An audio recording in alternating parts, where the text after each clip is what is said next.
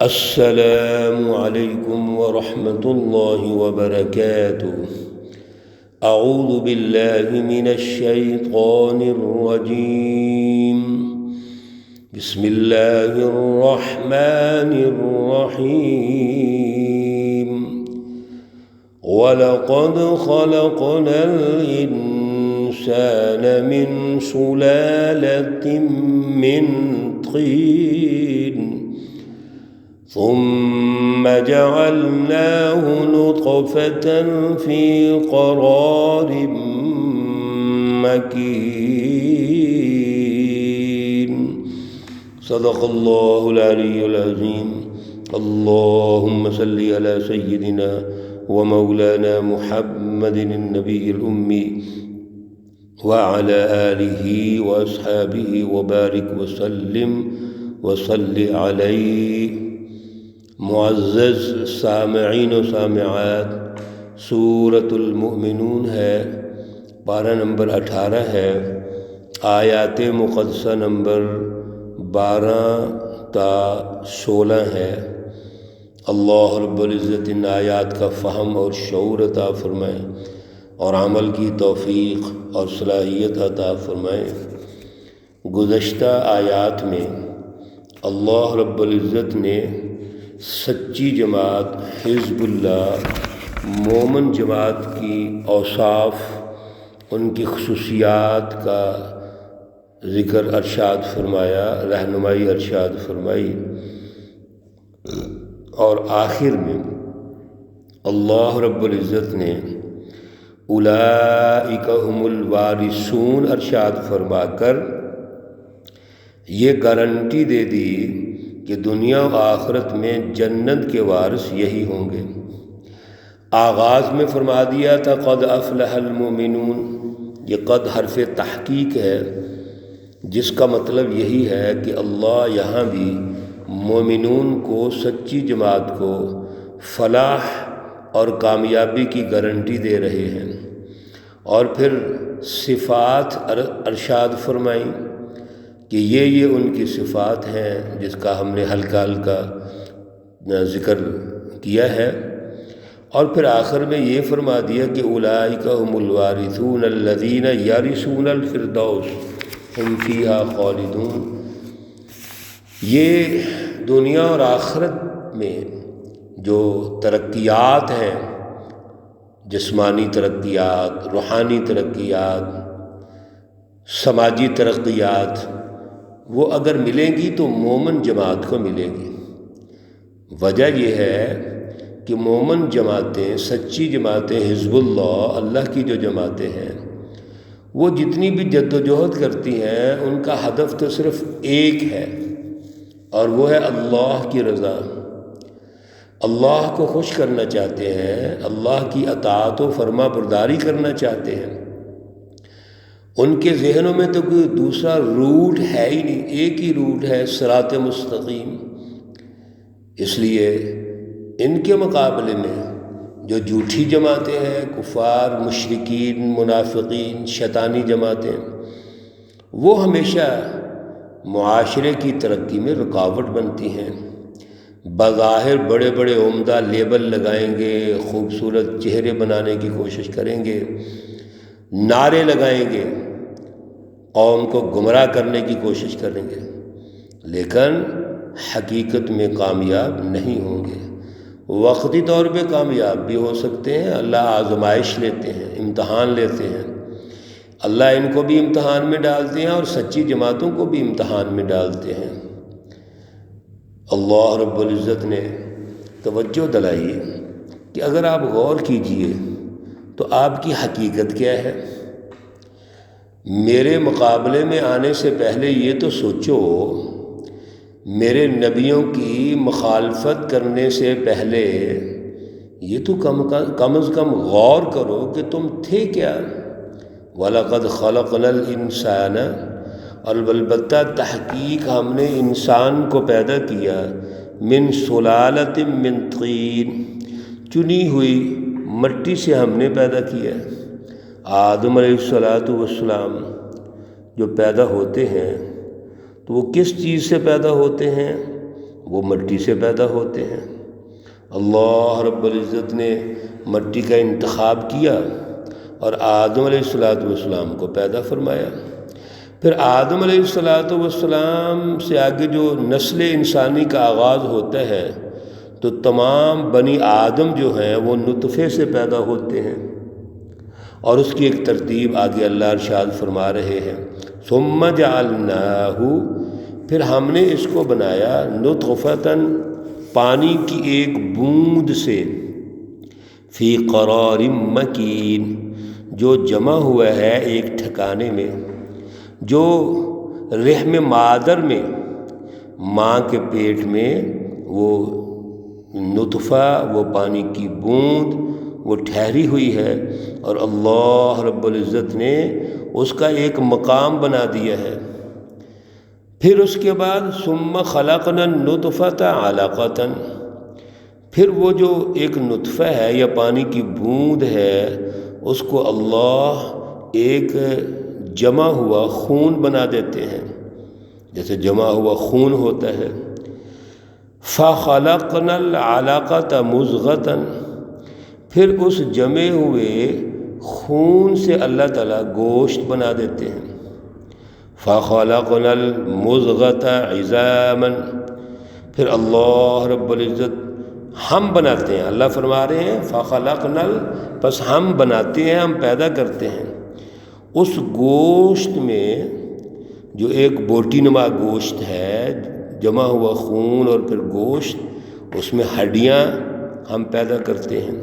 فَكَسَوْنَا الْعِظَامَ لَحْمًا، پھر ہم ان ہڈیوں پر گوشت چڑھاتے ہیں۔ آپ توجہ کیجئے، اللہ رب العزت اس پروسیس کو بیان کر رہے ہیں۔ سورۃ الحج میں بھی ہم نے یہ پروسیس مطالعہ کیا تھا، وہاں بھی اللہ رب العزت نے رہنمائی ارشاد فرمائی تھی۔ اللہ توجہ دلاتے رہتے ہیں انسانوں کی، کیا انسانوں غور تو کرو، تم تھے کیا؟ تو تم کچھ نہیں تھے، اللہ نے ایک ترتیب سے ہمیں پیدا کیا، اور یہ ماں کے پیٹ میں سارا عمل ہو رہا ہے، وہاں جمع ہوا خون بنتا ہے، وہاں گوشت بنتا ہے، گوشت میں ہڈیاں بنتی ہیں، اور ہڈیوں کے اوپر پھر اللہ گوشت بنا دیتے ہیں۔ یہ سارا عمل ماں کے پیٹ میں ہو رہا ہے، کون کر رہا ہے؟ اللہ کر رہے ہیں۔ اس جگہ پر فی قرار مکین میں باہر سے کسی طاقت کو مداخلت کی گنجائش نہیں ہے۔ آج جدید دور ہے، ڈاکٹر دیکھ لیتے ہیں بچے کی کمزوری اور بچے کی نوعیت، کیفیت، اس کی حیت کو اندازہ لگا لیتے ہیں الٹرا ساؤنڈ اور مختلف چیزوں سے، لیکن وہ بھی بچے کے غذائی عمل کو بہتر کرنے کا فارمولہ بتا سکتے ہیں، جی ماں یہ چیزیں کھائے گی، اور یہ پہلے بھی تھا۔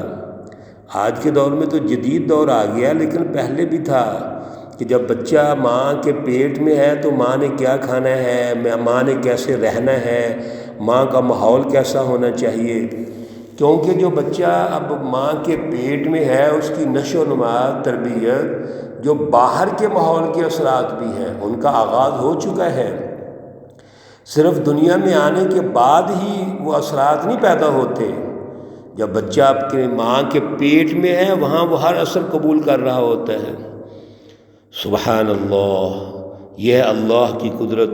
ثم انشأناہ خلقا آخر، سبحان اللہ، پھر ہم اس کو ایک نئی صورت عطا کرتے ہیں۔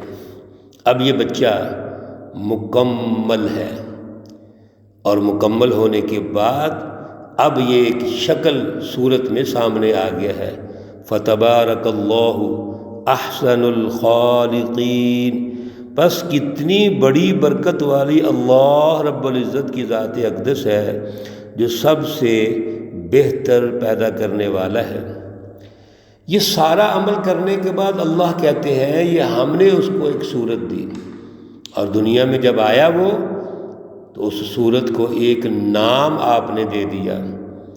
اللہ رب العزت کا یہ تدبیری نظام جو چل رہا ہے تخلیق کا، یہ اللہ کے ذمہ ہے۔ اس کے مالک اس کے اختیارات اللہ کے پاس ہیں، تو پھر بھی اللہ کو غور نہیں کرتے۔ پھر اور سنو، ثم انکم بعد ذلک لمیتون، پھر تم اس کے بعد مرو گے۔ یعنی پہلا مرحلہ دنیا میں آنے کا اللہ نے ارشاد فرما دیا، نہ ہونے کے بعد عدم یعنی نہیں تھے، وجود عطا فرمایا، اور وجود کی ترتیب و تشکیل بھی اللہ نے عطا فرمائی۔ دنیا میں آیا، دنیا میں آنکھیں کھولیں، اب دنیا میں رہا، اور پھر اس کو موت آئے گی۔ اور ہم نے سورۃ الحج میں دنیا میں آنے کے بعد کے پروسیس بھی پڑھے ہیں کہ دنیا میں جب آیا تو بچپن تھا، پھر جوانی آئی، پھر بڑھاپا آیا، اور پھر ارذل العمر کی طرف آ گیا، یعنی اب کچھ کر ہی نہیں سکتا، ہاتھ پاؤں کام ہی نہیں کرتے، قوت ختم ہو گئی۔ ایک وقت جوانی ہے اور اب بڑھاپا آیا، اور بڑھاپے کے بعد قوت ختم، واپس چلے گئے۔ اور یہاں پہ اللہ نے مختصر کہہ دیا، ارشاد فرما دیا کہ ثم انکم بعد ذلک لمیتون، پھر ہم اس شخص کو قبر میں ڈال آتے ہیں، تدفین ہو جاتی ہے۔ ثم انکم یوم القیامۃ تبعثون، پھر تم قیامت کے دن دوبارہ کھڑے کیے جاؤ گے، دوبارہ اٹھائے جاؤ گے۔ اب ذرا آپ غور کیجئے کہ دنیا میں نہیں تھے تو اللہ نے بھیجا، اب دنیا میں رہے، واپس چلے گئے، واپس جانے کے بعد دنیا والوں نے تو تدفین کر دی، ان کے لیے تو وہ بندہ مر گیا ہے، لیکن وہ بندہ مرا تو نہیں ہے، وہ بندہ تو موجود ہے، اللہ کے پاس چلا گیا ہے وہ۔ اب ایک اس کا دور وہ ہے جو قیامت تک کا دور ہے، جس کو ہم برزخ کہتے ہیں، وہ دنیا میں جانے کے بعد اپنی قبر میں موجود ہے، اللہ کے ساتھ اس کا معاملہ ہے جیسا بھی ہے۔ اب اللہ فرماتے ہیں کہ پھر ایک وقت ایسا آئے گا جس وقت حضرت اسرافیل علیہ السلام سور پھونکیں گے اور قیامت آئے گی، اور قیامت کا منظر نامہ یہ ہے کہ سب لوگ اپنی قبروں سے اٹھ کر اللہ کی طرف دوڑ لگائیں گے، اللہ کی طرف آ جائیں گے۔ یہ ہے اصل میں ایک انسان کا آغاز، اس کا انجام۔ اب ہمیں پتہ چلا کہ انسان اگر مرتا ہے تو دنیا والوں کے لیے مرتا ہے۔ دوسری بات، انسان کو اللہ کے سامنے پیش ہونا ہے۔ تیسری بات، جب اللہ کے پاس پیش ہوں گے تو جزا و سزا کا عمل شروع ہوگا۔ ممکن نہیں ہے کہ اللہ رب العزت کسی کو انعام دیے بغیر فارغ کر دے، اور یہ بھی ممکن نہیں ہے کہ دنیا میں ظلم اور زیادتی کرتے رہے۔ اب بغیر حساب کے وہ دنیا سے جب گیا تھا تو اللہ رب العزت کے پاس چلا گیا، لیکن اب اس کا حساب کتاب ہے، یوم الدین ہے، یوم الجزا ہے یہ، تو اس کو وہ بدلہ ہوگا، اچھا ہو یا برا ہو۔ اللہ رب العزت ہمیں شعور عطا فرمائے۔ رمضان المبارک کا جو پہلا عشرہ ہے، اس میں عشرہ رحمت اس کو کہتے ہیں، اس کی دعا بڑی خوبصورت ہے، رب اغفر وارحم وانت خیر الراحمین، اے میرے پروردگار مجھے بخش دے، مجھ پہ رحم فرما، اور تو سب سے بہترین رحم کرنے والا ہے۔ اللہ رب العزت تمام مرحومین و مرحومات کو جنت الفردوس میں اعلیٰ مقام عطا فرمائے۔ اللہ رب العزت تمام بیماروں کو شفائے کاملہ عاجلہ مستمرہ عطا فرمائے۔ ربنا تقبل منا انك انت السميع العليم وتب علينا انك انت التواب الرحيم، وصلى الله تعالى على النبي الأمي محمد وعلى آله وأصحابه أجمعين برحمتك يا أرحم الراحمين۔ السلام عليكم ورحمة الله وبركاته۔